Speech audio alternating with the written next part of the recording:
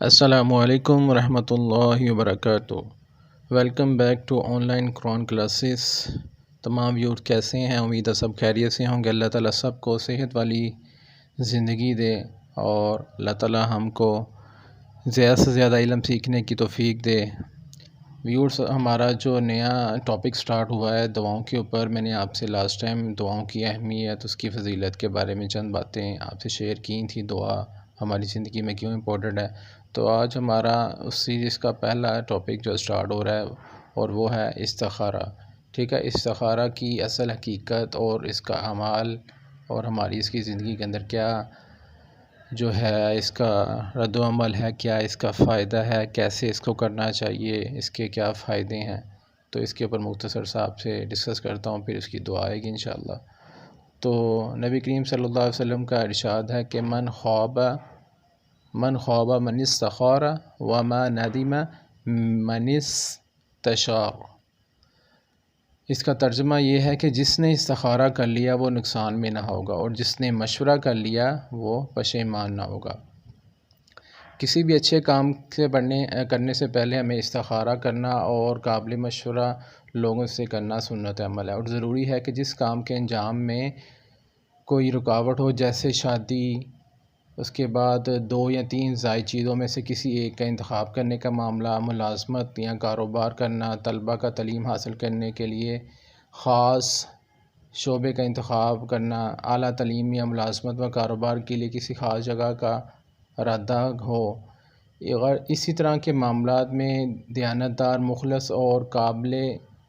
عمل و تجربہ کار لوگوں سے قرآنی حکم بھی ہے کہ اور سنت مبارکہ بھی، اور اسی کے کرنے پر یقیناً اجر و ثواب بھی ہمیں ملتا ہے۔ تو یہ مطلب کہ استخارہ جو ہے ہماری روزمرہ زندگی کے اندر کوئی بھی کام ہم نے کرنا ہو کہ مطلب ہمیں اس کے لیے اللہ تعالیٰ سے مشاورت کرنی پڑتی ہے کہ یہ استخارہ جو ہے ایک مشورہ ہے اللہ تعالیٰ سے کہ یہ میں کام کرنا چاہ رہا ہوں، فلاں کام کرنا چاہ رہا ہوں، شادی ہے، کاروبار ہے،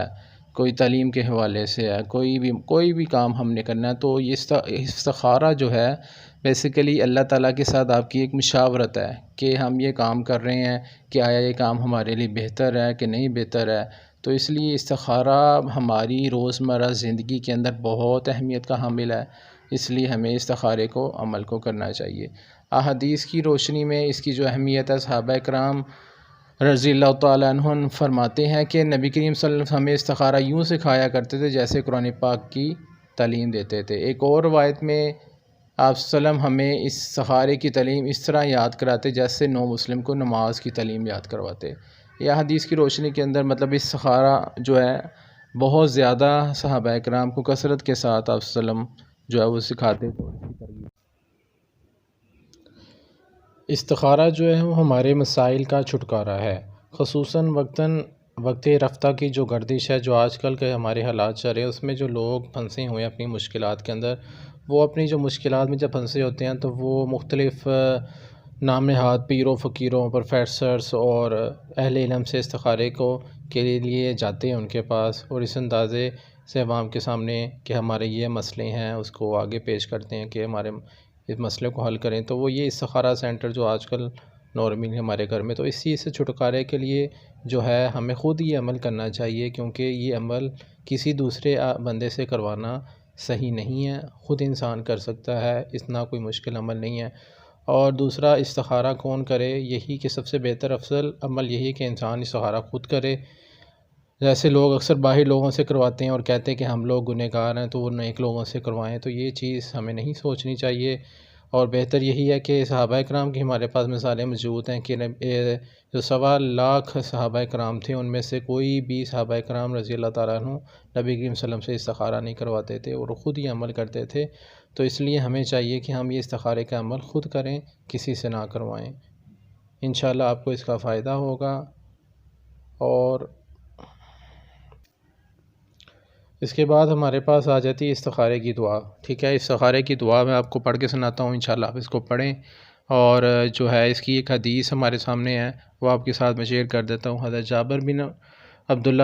رضی اللہ تعالیٰ عنہ بیان کرتے ہیں کہ نبی کریم صلی اللہ علیہ وسلم ہمیں تمام کاموں میں استخارہ کرنے کی ایسے تعلیم دیتے جیسے قرآن پاک کی کسی سورت کی تعلیم دیتے۔ آپ صلی اللہ علیہ وسلم فرماتے ہیں کہ جب تم میں سے کوئی شخص استخارہ کرنا چاہے تو فرض نماز کے بعد 2 رکعت نماز پڑھے، ٹھیک ہے، اور اس کے بعد یہ دعا ہے، ٹھیک ہے، صحیح بخاری حدیث نمبر 1162۔ یہ دعا میں آپ کے سامنے پڑھتا ہوں، اس کو سنیے گا، ٹھیک ہے، اور اس میں جہاں پہ حاضل امرہ کا لفظ آئے گا وہاں پہ آپ نے اپنا جس معاملے کے لیے بھی، شادی کے لیے، کاروبار کے لیے، کسی مشکل کے اندر ہیں، کوئی بھی اللہ تعالیٰ سے مشورہ کرنا ہے، حاضل امرہ کی جگہ پہ آپ نے اس کا اپنے کام کا ذہن کے اندر بات کو لے کے آنی ہے۔ اللہم انی استخیرک بعلمک واستقدرک بقدرتك وأسألك من فضلك العظيم فإنك تقدر ولا أقدر وتعلم ولا أعلم وأنت علام الغيوب اللهم إن كنت تعلم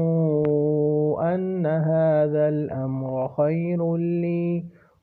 لي في ديني ومعاشي وعاقبة أمري فاقدره لي ويسره لي ثم بارك لي فيه وإن كنت تعلم أن هذا الأمر شر لي في ديني ومعاشي وعاقبة أمري فاصرفه عني واصرفني عنه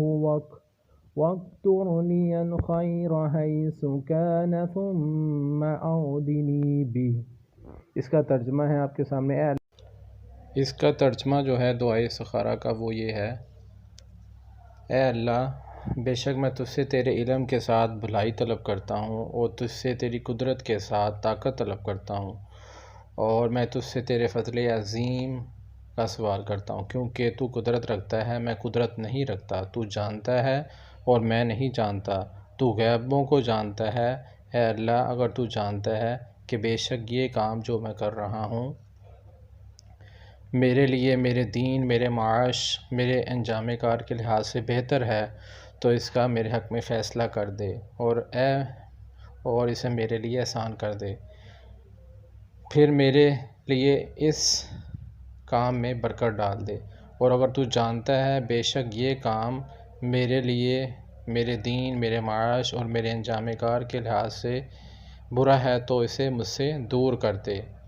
اور مجھے اس سے دور کر دے، اور میرے لیے بھلائی کا فیصلہ کر دے جہاں پہ بھی وہ ہو، پھر مجھے اس پر راضی کر دے۔ یہ ویورز اس کا ترجمہ ہے۔ انشاءاللہ نیکسٹ ویڈیو کے لیے آپ کے ساتھ انشاءاللہ ملاقات ہوگی، پھر انشاءاللہ حاضر ہوں گے۔ السلام علیکم ورحمۃ اللہ وبرکاتہ۔